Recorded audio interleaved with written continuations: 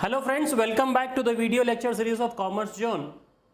आज का जो हमारा क्लास होगा टॉपिक डिस्कशन का वो होगा पार्टनरशिप डीड के बारे में।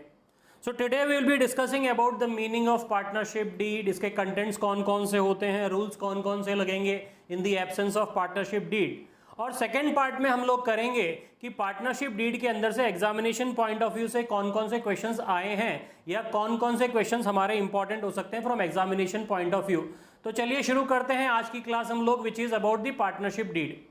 तो पार्टनरशिप डीड की अगर अपन समझें तो पार्टनरशिप डीड का मतलब क्या होता है। लास्ट क्लास में हमने बात की थी, लास्ट क्लास में हमने कहा था कि for partnership agreement is essential.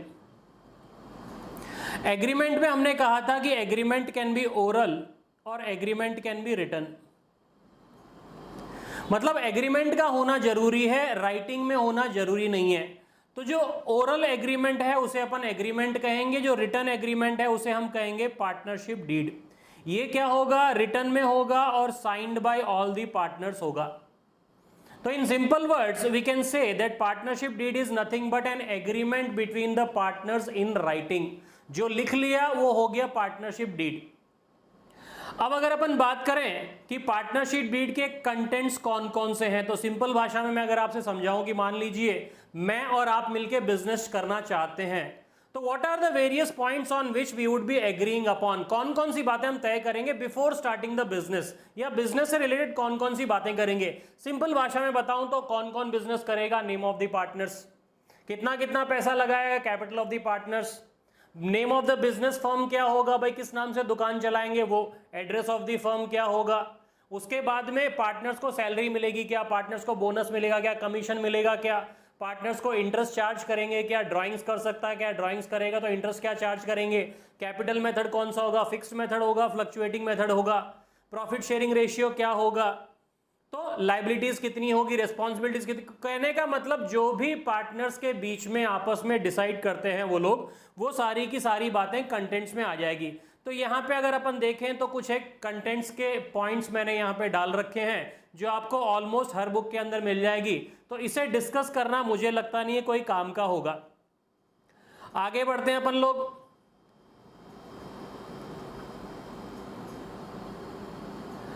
Rules applicable in the absence of partnership deed. अब साहब आपने पार्टनरशिप डीड बना ली, अच्छी बात है। अगर मान लीजिए आपने पार्टनरशिप डीड नहीं बनाई या फिर मान लीजिए आपने किसी तरह का एग्रीमेंट नहीं किया, तो सिंपल सिंपल बातें तीन समझ लो जो हमारे प्रैक्टिकली हमारे लिए जरूरी हो सकती है। वो कौन कौन सी है। सबसे पहले बात करते हैं प्रॉफिट या लॉस की। If nothing has been agreed, profit or loss shall be distributed equally. अगर कोई डिसाइड आपने नहीं किया है तो प्रॉफिट और लॉस को आप बराबर बराबर बांटोगे। अगली बात करते हैं अपन सैलरी की, बोनस की या कमीशन की। तो इसके लिए रूल क्या होता है, salary bonus commission not payable, partner को हम नहीं देंगे। एग्रीमेंट अगर हो रखा है तो पे करेंगे, जितना एग्री हुआ है उतना करेंगे। But if nothing is mentioned in the question या पार्टनर्स ने अगर कुछ डिसाइड नहीं किया है तो उन्हें कुछ भी हम पे नहीं करेंगे। उसके बाद में आती है साहब आपकी इंटरेस्ट। इंटरेस्ट आप लोग पढ़ोगे, तीन तरह का इंटरेस्ट होता है। इंटरेस्ट ऑन कैपिटल का कैलकुलेशन करेंगे, इंटरेस्ट ऑन ड्रॉइंग्स का कैलकुलेशन करेंगे, इंटरेस्ट ऑन लोन या एडवांस की बात करेंगे। इनसे रिलेटेड रूल्स क्या है साहब, अगर कुछ डिसाइड नहीं किया तो इंटरेस्ट ऑन कैपिटल कुछ नहीं मिलेगा, इंटरेस्ट ऑन ड्राइंग आपका कुछ नहीं लगेगा, इंटरेस्ट ऑन लोन या एडवांस आपका 6% पर एनम होगा।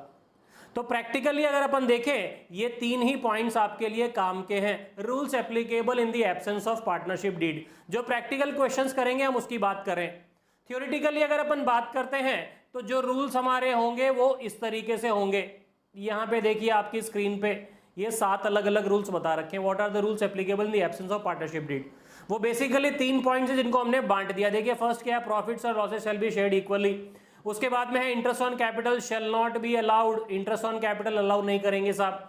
उसके बाद में है interest is not to be charged on drawings, interest on drawing नहीं लगेगा। Salary bonus commission not payable. Fifth point क्या कहता है, इंटरेस्ट 6% पर एनम किस पे है साहब, लोन पर है। उसके बाद में क्या है, every partner can participate in the conduct of business, ये थ्योरेटिकली इंपॉर्टेंस है। उसके बाद में है each partner can inspect the books of accounts and take a copy of the same. इसका मतलब यदि पार्टनर चाहे तो बुक्स ऑफ अकाउंट्स को वह चेक कर सकता है। और उसकी एक कॉपी अगर वो चाहे तो ले सकता है। ये रूल्स कहां पे लिखे हैं? ये रूल्स आपको अगर पार्टनरशिप डीड के अंदर नहीं बता रखा है आपको, तो ये रूल्स कहां लिखे हैं? पार्टनरशिप एक्ट में, पार्टनरशिप एक्ट 1932। ये एक्ट लागू होगा if nothing has been agreed. तो सिंपल भाषा में समझें, partnership deed is nothing but an agreement in writing. If nothing has been agreed तो पार्टनरशिप एक्ट 1932 जो है उसके रूल्स लगेंगे। वो रूल्स कौन कौन से हैं वो अपन ने यहां पे लिख दिए। तो इससे रिलेटेड थ्योरी से अपन ये देखें कि क्या हमारे क्वेश्चंस जो है वो सॉल्व हो जाते हैं। तो फटाफट अपन क्वेश्चंस देखते हैं। सबसे पहले, what is a partnership deed? तो पार्टनरशिप डीड क्या होती है साहब? An agreement in writing.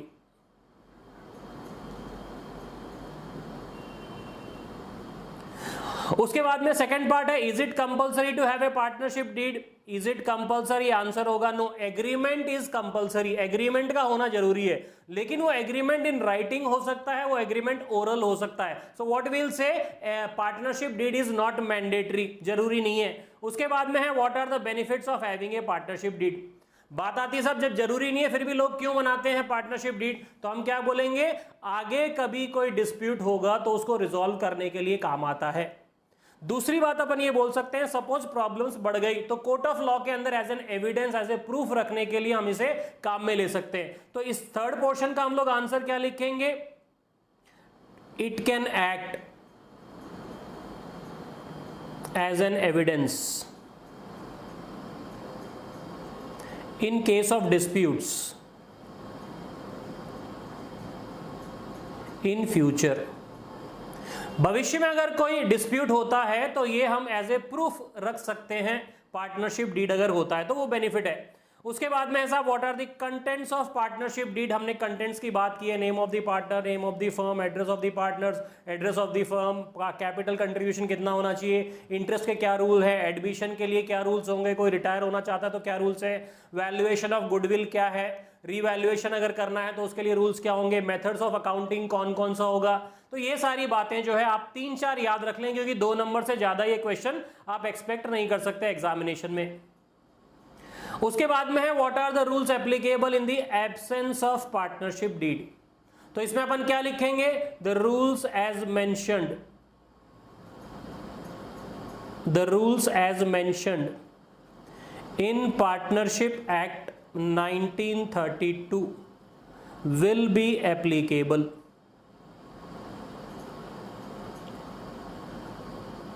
अब मान लीजिए 2 नंबर का क्वेश्चन आता है तो हम इसके अलावा भी चीजें लिख देंगे कि साहब सैलरी बोनस कमीशन नहीं मिलेगा, उसके बाद में प्रॉफिट्स जो है वो इक्वली डिस्ट्रीब्यूट होंगे, उसके बाद में इंटरेस्ट की बात लिख देंगे, इंटरेस्ट ऑन कैपिटल नहीं, इंटरेस्ट ऑन ड्रॉइंग्स नहीं, इंटरेस्ट ऑन लोन जो है 6% पर एनम। ये रूल्स अपन लिख देंगे, ये सिंपल से रूल्स हैं, उसको अपन लिख देंगे। नेक्स्ट देखें, नेक्स्ट क्वेश्चन है, ABC are partners who have decided that the interest on capital to be charge at the rate of 10% per annum. After 6 months A wants to change the rate of interest at the rate of 6% per annum. How can he do so? Question समझना साहब, question अगर होता can he do so तो answer होता no, he can not do so because unanimous approval of all the partners is required. सभी partners agree करेंगे तो आप कुछ भी कर सकते हो, 6% क्या 60% भी आप ले सकते हो। But in the absence of those things you can not change once a thing has been finalised. एक बार आपने कोई डिसाइड कर लिया, वो जब तक सभी पार्टनर्स नहीं मानेंगे उसे आप चेंज नहीं कर सकते हो एक पार्टनर के भरोसे। तो यहां पे क्वेश्चन क्या है, how can he change this? इसका मतलब साहब चेंज तो करना, ये तो तय कर लिया इसने, तो कैसे करेगा? इसमें अपन क्या लिखेंगे, with the consent, with the consent of all the other partners. इसका मतलब यदि बाकी सारे पार्टनर्स मान लेते हैं तो ये चेंज हो सकता है। नेक्स्ट क्वेश्चन की बात करते हैं अपन, state whether the following are true और फॉल्स। सबसे पहले, valid partnership can be formulated even without a written agreement. True है या फॉल्स है? बिल्कुल ट्रू है साहब। क्यों? क्योंकि एग्रीमेंट का होना जरूरी है, राइटिंग में होना जरूरी नहीं है, ऐसा पार्टनरशिप एक्ट में नहीं लिखा कहीं पे भी। तो you can say it is true that you can have a partnership even without a partnership deed. Agreement खाली ओरल होगा तो चलेगा। उसके बाद में each partner carrying on the business is principal as well as agent. Answer क्या होगा साहब? ट्रू होगा। क्यों? इसे अपन कहते हैं म्यूचुअल एजेंसी। म्यूचुअल एजेंसी, इसका मतलब क्या हुआ? हर पार्टनर प्रिंसिपल भी है और एजेंट भी है। उसके बाद में है maximum number of partners in A banking firm can be 20। तो ये बैंकिंग फर्म के अंदर मैक्सिमम कितना है? 10। तो हम क्या लिखेंगे? इसका आंसर फॉल्स, क्योंकि बैंकिंग के लिए 10 से ज्यादा लोग नहीं हो सकते। ठीक है, यहां तक समझ में आती है बात? आगे बढ़ते हैं जरा। हाँ जी, नेक्स्ट क्वेश्चन है question number 4। Method of settlement of disputes among the partners can't be a part of partnership deed. हमने पार्टनरशिप डीड के कंटेंट में कहा था कि जैसे अगर डिस्प्यूट होते हैं उसको रिजॉल्व कैसे करते हैं, वो भी पार्टनरशिप डीड में हम लिखते हैं या लिख सकते हैं। तो हम लोग क्या कहेंगे? ये आंसर फॉल्स है साहब। क्यों? क्योंकि methods of resolving the dispute भी आप पार्टनरशिप डीड के अंदर लिखते हैं। Next, if the deed is silent, interest at the rate of 6% per annum would be charged on drawings. Drawings पे है रेट ऑफ इंटरेस्ट नील, मतलब ड्राइंग्स पे हम इंटरेस्ट चार्ज नहीं करेंगे। तो आंसर क्या होगा इसका? False. No interest would be applicable या charge on drawings in the absence of partnership deed. उसके बाद में interest on partners loan is to be given at 12% per annum if the deed is silent. तो answer क्या होगा? False. क्यों? क्योंकि 6% per annum देना है एज पर पार्टनरशिप एक्ट 1932। जब डीड नहीं है तो हम लोग इंटरेस्ट इतना नहीं देंगे 12%। अगर एग्रीमेंट कर रखा है तो कुछ भी आप दे सकते हो, 120% भी आप दे सकते हो, उसके अंदर किसी तरह की प्रॉब्लम नहीं होगी। नेक्स्ट बात करते हैं साहब, Mohan and Shyam are partners, state whether the claim is valid if the partnership agreement is silent on the following matters। कहता साहब ये दोनों पार्टनर्स हैं, कोई एग्रीमेंट हुआ नहीं है।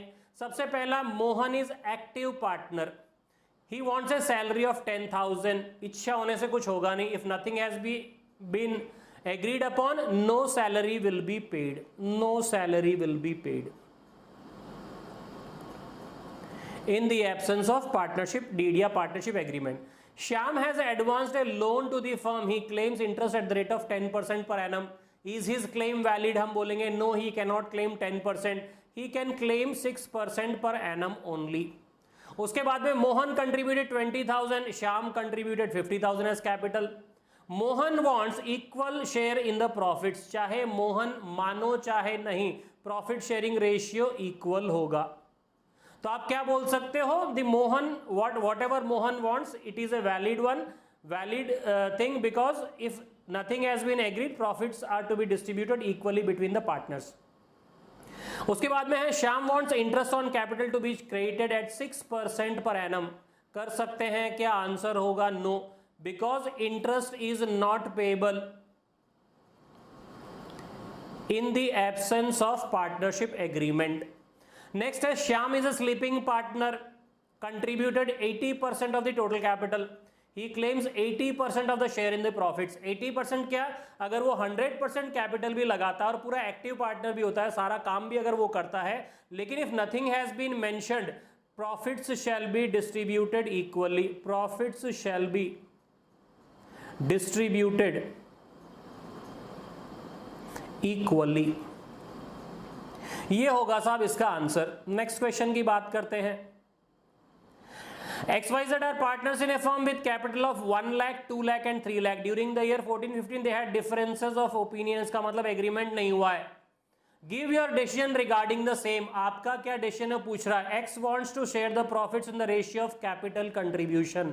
हम क्या बोलेंगे? Not possible। या बोलेंगे claim is not valid because profits are to be shared equally in the absence of any partnership agreement. Next, Y gave a loan of 1 lakh rupees and wants an interest of 12% per annum. कितना मिलेगा? 6% per annum in the absence of agreement. अगर agreement होता तो चलेगा ये बात, नहीं होगा तो नहीं चलेगा। फिर कहता है Z has devoted more time as compared to other partners in the business, so he claims 10,000 per month as salary for the work done by him। हम लोग क्या बोलेंगे? salary will not be paid, salary not payable in the absence of any agreement। उसके बाद में है XYZ wants to admit M as an additional partner, X does not agree to the same। तो क्या करेंगे? हम कहेंगे M cannot be admitted। क्यों नहीं एडमिट कर सकते? बिकॉज यूनानिमस अप्रूवल या consent of all the partners is required. अगर 10 पार्टनर में से 9 ने हाँ बोला और एक ने अगर मना कर दिया तो आप नए पार्टनर को एडमिशन नहीं दे सकते। उसके बाद में बात करते हैं Z use 2 lakh rupees of the firm का 2 लाख रुपए काम में लेता है फॉर हिज ओन बिजनेस, खुद के काम के लिए, फर्म का बिजनेस नहीं है, and made a profit of 50,000, उस पैसे से 50,000 रुपए कमाए, ये चीज प्रूव हो चुकी है।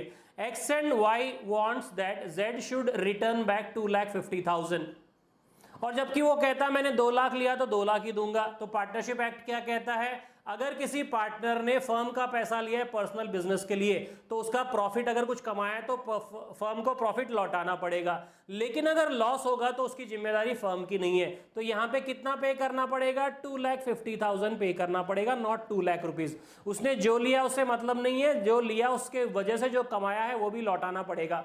नेक्स्ट वाला उसका उल्टा देखिए, what happens in the case E if Z incurs A loss of 50,000। तो जेड ने लॉस इनकर किया है, तो बोला साहब 2 लाख रुपए लिया, 50,000 का नुकसान हो गया, अब आप 1.5 लाख रुपए लो। तो आंसर क्या होगा? नहीं। कितना लौटाना पड़ेगा? 2 लाख रुपए लौटाना पड़ेगा। पार्टनरशिप एक्ट कहता है पैसा अगर आपने पर्सनल यूज के लिए लिया तो प्रॉफिट होगा तो आपको देना पड़ेगा, लॉस अगर होगा तो बाकी पार्टनर्स बियर नहीं करेंगे। ये पार्टनरशिप एक्ट में लिखा हुआ है।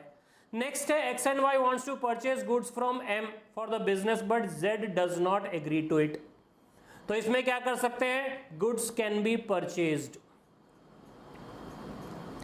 Goods can be purchased from M, क्योंकि पार्टनरशिप एक्ट में ऐसा कहीं नहीं लिखा है कि सामान आप किसी और से नहीं खरीद सकते हो, उनका डिस्क्रिप्शन होता है पार्टनर्स का। लेकिन ये ध्यान रखना पड़ेगा, पार्टनर्स की रिस्पॉन्सिबिलिटी है that the price is not unfair. अगर ये चीज प्रूव हो जाती है कि उसने जो सामान लिया है एम से वो हमने ओवर प्राइस पे लिया है तो उसकी भरपाई जिसने खरीदा उससे लेना पड़ेगा। Otherwise if the value is fair तो ऐसी कोई भी प्रॉब्लम है नहीं, पार्टनरशिप डीड आपको मना नहीं करता है। तो ये हो गए आपके rules which would be applicable in the absence of partnership deed, उससे रिलेटेड क्वेश्चंस। तो उम्मीद करता हूं यहां तक आपको समझ में आती है। नेक्स्ट लेक्चर में हम बात करेंगे about the P&L appropriation account और उससे रिलेटेड क्वेश्चंस। ठीक है, thank you so much and bye.